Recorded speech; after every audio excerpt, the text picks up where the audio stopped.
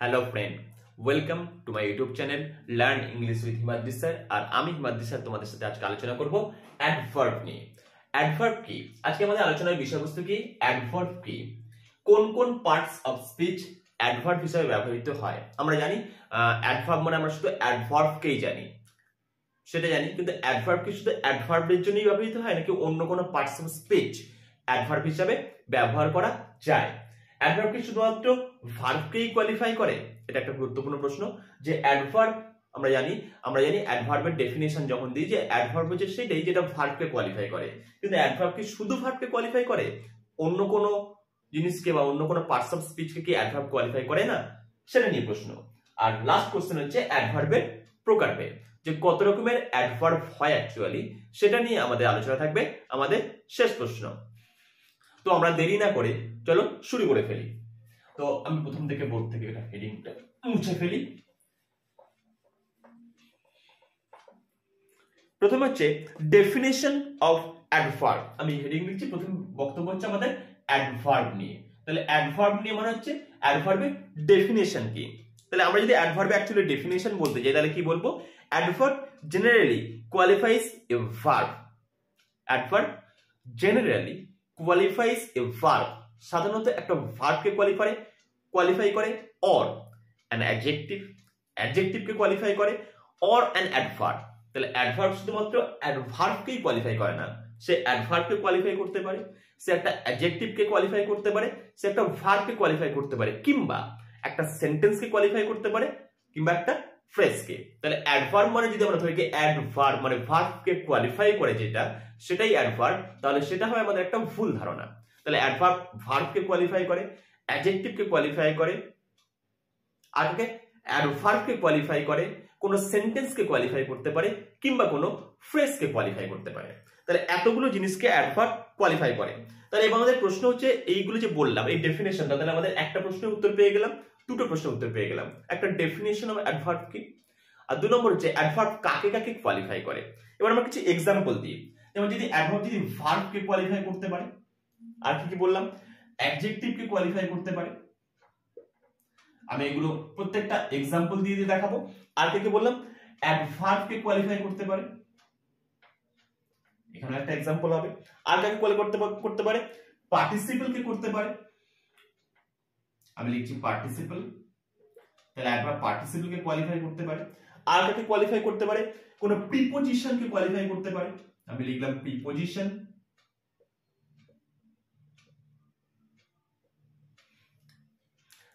কনজাংশনকে qualify করতে পারে, আমি লিখলাম কনজাংশন।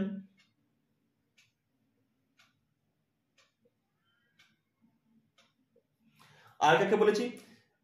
আর করতে পারে সেন্টেন্সকে কোয়ালিফাই করতে পারে। তাহলে আমি দেখতে পাচ্ছি একটা, দুটো, তিনটে, চারটে, পাঁচটা, ছটা, সাতখানা লিখেছি। সাতটার মধ্যে বাকি উপরে ছটা হচ্ছে প্রত্যেকটা হচ্ছে parts of speech. Verb, adjective, adverb, participle, sorry এটা পার্টস অফ স্পিচ নয়, এটাকে বাদ দিলাম। Preposition, conjunction. অ্যাডভার্ব কাকে কোয়ালিফাই করতে পারে না? কাকে পারে না? নাউন আর প্রোনাউনকে অ্যাডভার্ব কোনোদিন কোয়ালিফাই করতে পারে না। নাউন আর প্রোনাউনকে কেন কোয়ালিফাই করতে পারে না? কারণ নাউন বা প্রোনাউনকে যে কোয়ালিফাই করে সে কিন্তু অ্যাডজেক্টিভ। হ্যাঁ, অ্যাডজেক্টিভ শুধুমাত্র নাউন বা প্রোনাউনকে কোয়ালিফাই করে, সেহেতু রেস্ট অফ অল এখানে verb, adjective, adverb, preposition, conjunction এদের সবাইকেই কোয়ালিফাই করে কে? অ্যাডভার্ব। তাহলে আমরা এগুলো প্রত্যেকটার এক্সাম্পল দেখব। Example number 1, verb K he works slowly. আমি লিখলাম হি ওয়ার্কস স্লোলি। এই যে সেন্টেন্সটা আমি লিখলাম এটা হচ্ছে একটা সিম্পল সেন্টেন্স। তাহলে এখানে খেয়াল করে দেখব এই ওয়ার্কসটাকে কোয়ালিফাই করছে কি? স্লোলি। তাহলে স্লোলি হচ্ছে অ্যাডভার্ব। এখানে কাকে কোয়ালিফাই করলো? ভার্বকে। নেক্সট হচ্ছে this is a very beautiful picture. আমি লিখছি this is a very beautiful picture. এখানে আমরা খেয়াল করে খুঁজে দেখবো অ্যাডভার্ব কোনটা। অ্যাডভার্ব কোনটা আমরা সবাই দেখতে পাচ্ছি। এখানে অ্যাডভার্ব হচ্ছে ভেরি। এই অ্যাডজেক্টিভ বিউটিফুল কে কোয়ালিফাই করছে অ্যাডভার্ব। তাহলে আমরা দেখতে পেলাম অ্যাডভার্ব অ্যাডজেক্টিভকেও কোয়ালিফাই করছে। নেক্সট আছে adverb K, this can be done more easily, this can be done more easily. বেশ, তাহলে এখানে কি ইজিলি, এটা নিজেই স্বয়ং একটা অ্যাডভার্ব, তাকে আবার আরেকটা অ্যাডভার্ব কোয়ালিফাই করছে। এখানে পরপর দুটো অ্যাডভার্ব আমরা দেখতে পাচ্ছি, মোর একটা অ্যাডভার্ব হিসেবে কাজ করছে, আবার ইজিলি এও একটা অ্যাডভার্ব হিসেবে কাজ করছে। তাহলে এই সেন্টেন্সটা দেখছি একটা অ্যাডভার্ব আরেকটা অ্যাডভার্বকেও কোয়ালিফাই করতে পারে। নেক্সট আছে পার্টিসিপল। পার্টিসিপল নিয়ে একটা সেন্টেন্স লেখা যায়। পার্টিসিপল নিয়ে সেন্টেন্স হচ্ছে it is very charming scene, it is a very charming scene. এবার চার্মিং, এই চার্মিং সিন পুরো ওয়ার্ডটা দেখো, এখানে চার্মিং যে কথাটা আছে এটা একটা পার্টিসিপল, আমি সিনটাকে বাদ দিই। চার্মিংটা একটা পার্টিসিপল, কারণ চার্মটার সাথে আইএনজি যোগ করে চার্মিং করা হয়েছে। চার্মিংকে আমরা ভার্ব হিসেবে ব্যবহার করি, তাহলে চার্মিং যেহেতু একটা প্রেজেন্ট পার্টিসিপল, তার সাথে ভেরি যোগ করে দেওয়া হয়েছে অ্যাডভার্ব। তাহলে কোনো পার্টিসিপলকে অ্যাডভার্ব কোয়ালিফাই করতে পারে। নেক্সট কনজাংশনকে, প্রিপোজিশনকে কিভাবে কোয়ালিফাই করে একটা এক্সাম্পল দেখি। I arrived long before the time.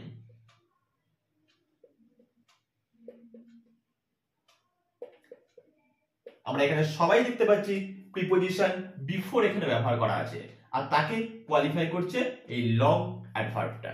তাহলে অ্যাডভার্ব প্রিপোজিশনকেও কোয়ালিফাই করে। আর কি কনজাংশন, দেখা যাক কনজাংশন কিভাবে কোয়ালিফাই করতে পারে। He came just after I had left, সেন্টেন্সটা লিখি আমি এখানে। He came just after I had left. এবার প্রশ্ন হচ্ছে স্যার এখানে কনজাংশন কোথায়? আফটার কনজাংশন, স্যার আফটার তো প্রিপোজিশন, কিন্তু এই যে সেন্টেন্সটা he came I had left, এই দুটো সেন্টেন্সটাকে জয়েন করেছে কে? এই আফটার ওয়ার্ডটা। তাহলে যে ওয়ার্ডটা জয়েন করে কনজাংশন, আমরা অলরেডি কনজাংশনের ভিডিও চলছে, যারা যারা দেখছো না মন দিয়ে দেখে নেবে। কনজাংশন খুব গুরুত্বপূর্ণ পার্ট, কারণ কনজাংশন মানে শুধু ওই এন্ড, বাট, বিকজ এগুলোই নয়। কনজাংশন কিন্তু অনেক রকমের হয়, প্রিপোজিশন ও কনজাংশন হিসেবে ব্যবহার করা হয়। তাই কনজাংশনের ভিডিও অবশ্যই মনোযোগ সহকারে দেখতে হবে। তাই এই আফটার এখানে কিন্তু আর প্রিপোজিশন নয়, এটা হয়ে গেছে কনজাংশন। তাকে জাস্ট শব্দটা, অ্যাডভার্বটা তাকে কোয়ালিফাই করছে। তাহলে অ্যাডভার্ব একটা প্রিপোজিশনকেও কোয়ালিফাই করে। আর সেন্টেন্স একটা লিখি, unfortunately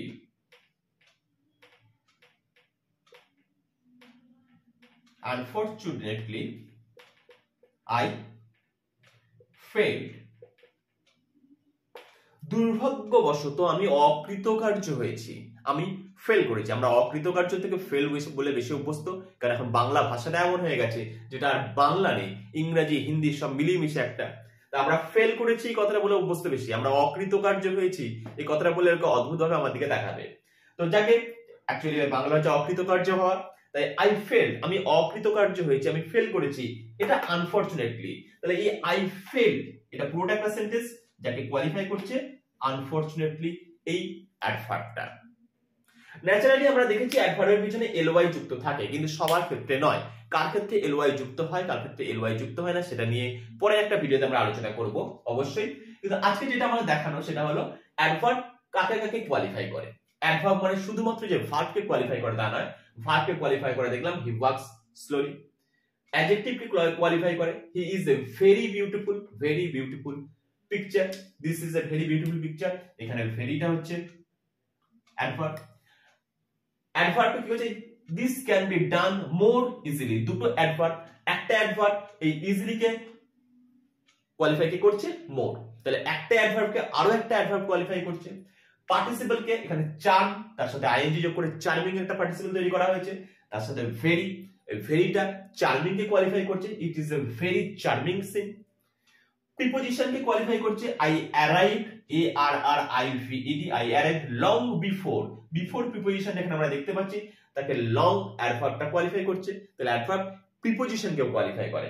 conjunction he came just after I had left, আমি দেখালাম এখানে আফটার কিন্তু অবশ্যই কনজাংশন, কখনোই কিন্তু প্রিপোজিশন নয়। আর জাস্ট এই শব্দটা অ্যাডভার্বটা একে কোয়ালিফাই করছে। তাহলে অ্যাডভার্ব কনজাংশনকে কোয়ালিফাই করে। সেন্টেন্স আই ফেলড, আমি অকৃতকার্য হয়েছি, আমি ফেল করেছি। এই সেন্টেন্সটাকে আনফরচুনেটলি শব্দটা আমি ইউজ করেছি, যেটা অ্যাকচুয়ালি একটা অ্যাডভার্ব, সে কিন্তু পুরো সেন্টেন্সটাকে কোয়ালিফাই করছে। তাহলে এটা গেল আমাদের অ্যাডভার্বের ডেফিনেশন এবং অ্যাডভার্ব কাকে কাকে কোয়ালিফাই করে তার সম্পর্কে ব্যাখ্যা। এবার আমরা যাবো অ্যাডভার্বের ক্লাসিফিকেশনে। আমরা বোর্ডটাকে একটু ক্লিন করে নিই। অ্যাডভার্ব কত রকমের হয়? ন্যাচারালি অ্যাডভার্বকে আমরা তিন রকম ভাবে জেনে থাকি। কি বললাম? অ্যাডভার্বকে তিন ধরনের অ্যাডভার্ব আমরা জানি। তার প্রথম এক নম্বর হচ্ছে সিম্পল অর ইন্ডিপেন্ডেন্ট অ্যাডভার্ব। তাহলে নাম্বার 1 এ হচ্ছে simple, simple or independent adverb. Independent adverb, independent কথা থেকে আমরা দেখতে পাচ্ছি ইন্ডিপেন্ডেন্ট কথার অর্থ হচ্ছে সেটাই যেটা স্বাধীন, আর সিম্পল মানে একদম সাধারণ যেটা। তাহলে এটা কি merely qualifies some words or sentence. যে অ্যাডভার্ব গুলো কোনো কিছু ওয়ার্ডস এবং সেন্টেন্সকে যারা কোয়ালিফাই করে তাদেরকে আমরা বলি independent or simple adverb. Example দিয়ে দেখানো হয় হি রিডস ওয়েল। যদি এক্সাম্পল দিই হি, সরি আমি কালিটা চেঞ্জ করি, কালিটা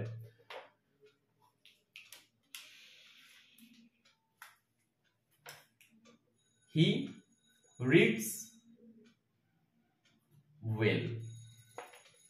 এই যে অ্যাডভার্বটা এখানে ইউজ করা হয়েছে, এই যে অ্যাডভার্বটা আমরা এখানে ইউজ করেছি, এই অ্যাডভার্বটা অ্যাকচুয়ালি হচ্ছে একটা ইন্ডিপেন্ডেন্ট অ্যাডভার্ব, একটা ভার্বকে এখানে রিডস ভার্বকে কোয়ালিফাই করছে। যেমন আরেকটা সেন্টেন্স একটু আগে আমি লিখেছিলাম আনফরচুনেটলি হি ফেইলড। আমি আবার একবার লিখছি unfortunately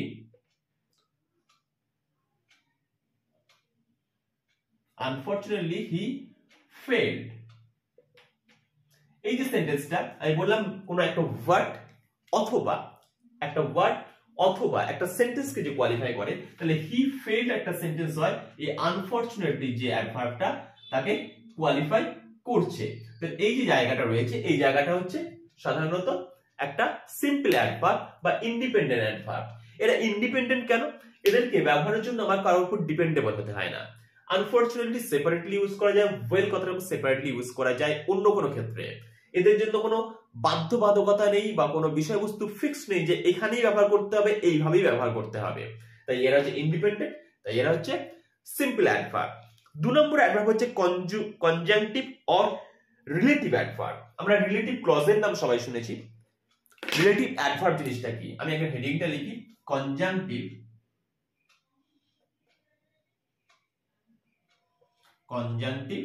or relative adverb.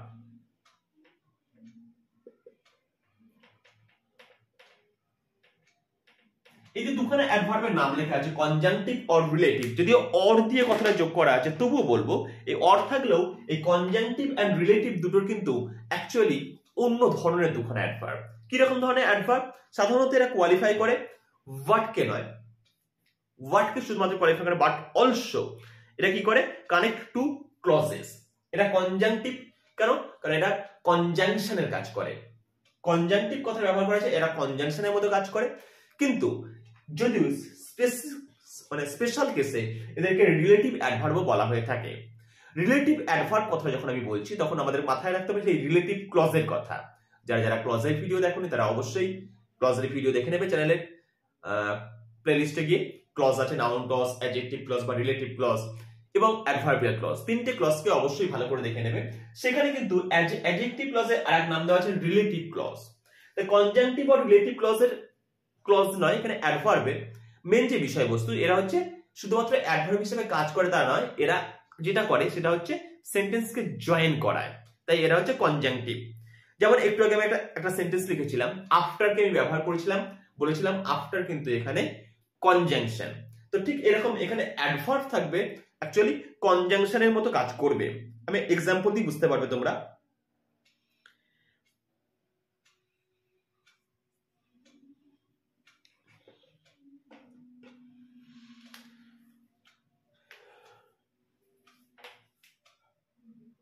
I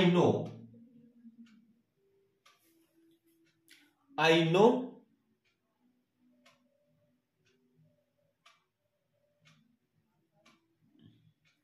why he did it.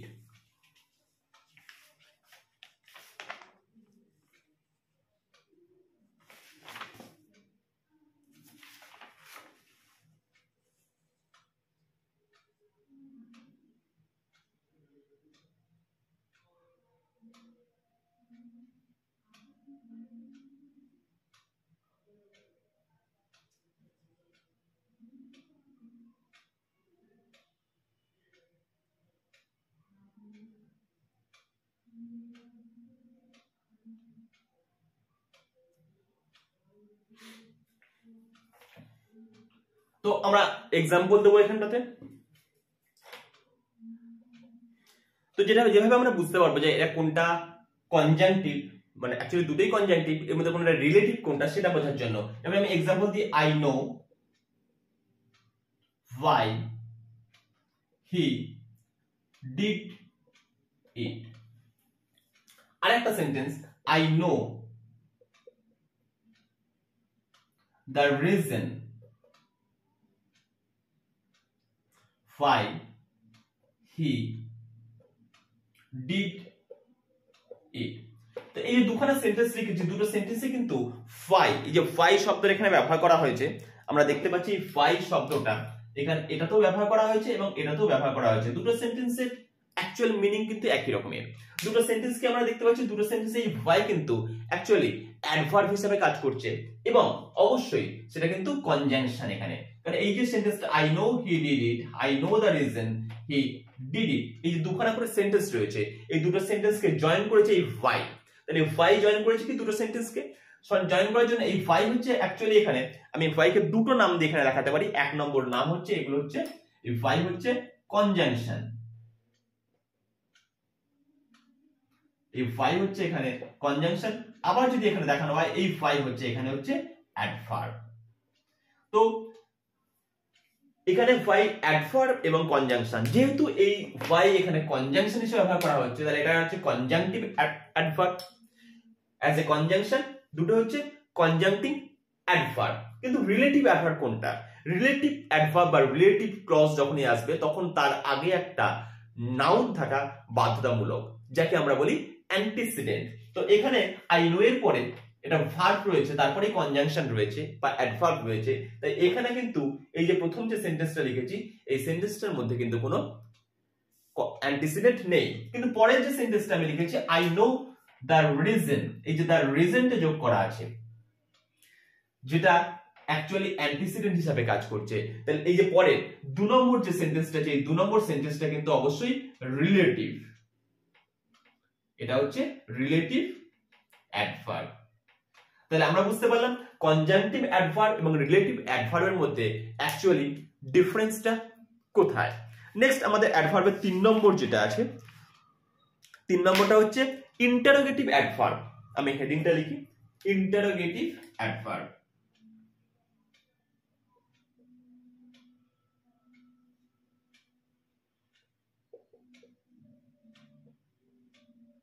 তাহলে অ্যাডভার্বের 3 নম্বর ভাগ হচ্ছে যার নাম হচ্ছে ইন্টারোগেটিভ অ্যাডভার্ব। অর্থাৎ আর ইউজড যেগুলো, যে অ্যাডভার্বগুলোকে ইউজ করা হয় ইন আস্কিং কোশ্চেনস, ডাইরেক্ট অথবা ইনডিরেক্ট যাই হোক না কেন। যেমন আমি এক্সাম্পল দিই, why are you sorry, why are you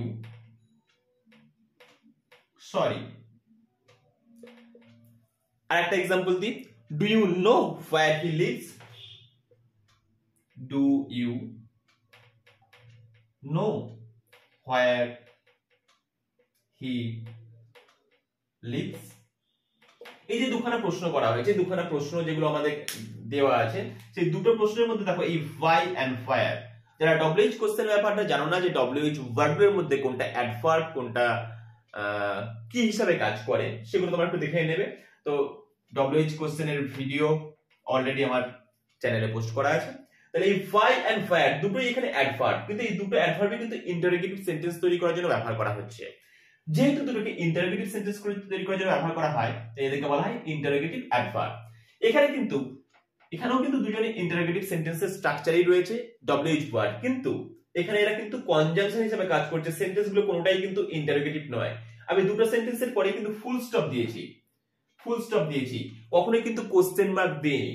তাই এগুলো কিন্তু দুটো সেন্টেন্সই কিন্তু কোনোটাই হচ্ছে ইন্টারোগেটিভ নয়। তাই এখানে এগুলো যেটা আছে কনজাংশন হিসেবে কাজ করেছে, এখানেও কিন্তু এটা কনজাংশন হিসেবে কাজ করেছে, দুটো সেন্টেন্স জয়েন করেছে, কিন্তু এটা একটা ইন্টারোগেটিভ সেন্টেন্স তাই এটা ইন্টারোগেটিভ অ্যাডভার্ব। এটা যেহেতু কনজাংশন তাই এটা কনজাংটিভ অ্যাডভার্ব।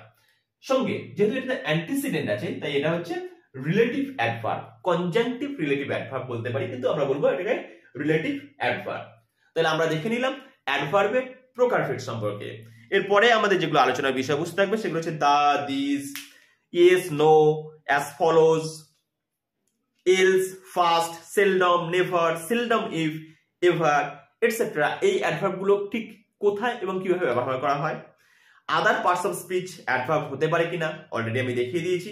অ্যাডভার্বিয়াল ফ্রেজ আর ডিগ্রি অ্যাডভার্ব জিনিসটা কি সেটা আলোচনার বিষয়বস্তু আছে। সেন্টেন্স অ্যাডভার্ব জিনিসটা কি সেটা আলোচনার বিষয় আছে। কোয়াসি অ্যাডভার্ব জিনিসটা কি সেটাও আমরা আলোচনা করব। আর general rules of placing an adverb, অর্থাৎ অ্যাডভার্ব কোথায় এবং কিভাবে ঠিক অ্যাকচুয়ালি ব্যবহার করা হয় সেটা নিয়ে আমাদের আলোচনার বিষয়বস্তু আছে।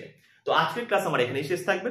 পরের দিনের ক্লাস আমাদের নিশ্চয়ই অ্যাডভার্বের যে বিষয়গুলো বস্তুগুলো বাকি আছে সেগুলো নিয়ে আমরা আলোচনা করব।